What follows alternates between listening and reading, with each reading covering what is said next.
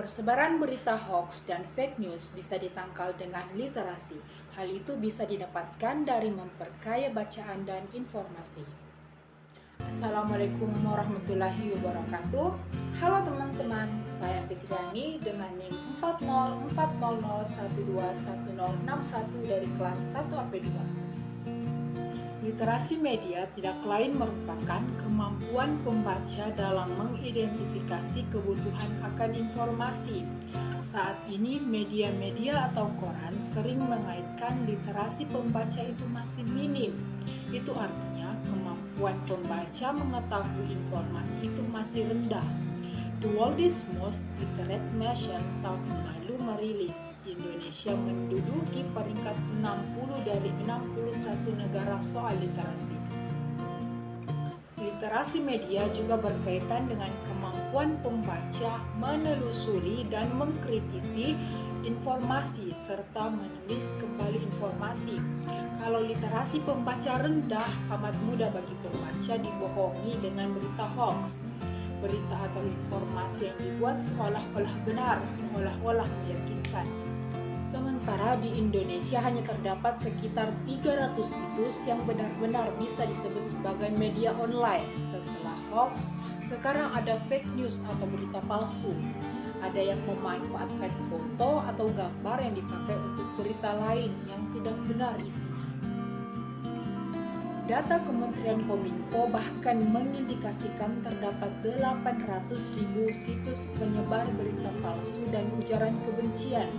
Parahnya, Indonesia menjadi negara nomor 1 penghasil serangan siber, yaitu sekitar 42.000 serangan per harinya. Perilaku digital masyarakat turut menyuburkan peredaran berita palsu tersebut. Potensi kejahatan siber seperti cyberbullying, prostitusi hingga hoax semakin besar. Ada juga yang berprofesi sebagai buzzer. Dulu, buzzer ini dipakai di kalangan artis yang mulai tidak laku, namun sekarang digunakan untuk kepentingan politik. Bahkan sekarang ada tim yang namanya cyber army loh. Di dalam Al-Quran, surah Al-Hujurat ayat 6 juga menjelaskan tentang bagaimana sih sikap yang harus diambil apabila mendapatkan suatu berita? Jadi bunyinya itu seperti ini. Ya ayyuhallazina amanu in ja'akum fasikum binaba'in fatabayyanu an tusibu qauman bijahalatin fatusbihu ala ma fa'altum nadimin. Yang artinya itu, wahai orang-orang yang beriman, jika seseorang yang fasik datang kepadamu membawa suatu berita, maka telitilah terlebih dahulu kebenarannya, agar kamu tidak mencelakakan suatu kaum karena kecerobohan yang akhirnya kamu akan menyesali perbuatanmu itu. Nah, seperti tema yang diangkat, yaitu literasi informasi penangkal hoax ini dapat kita tangkal melalui prinsip saring sebelum sharing.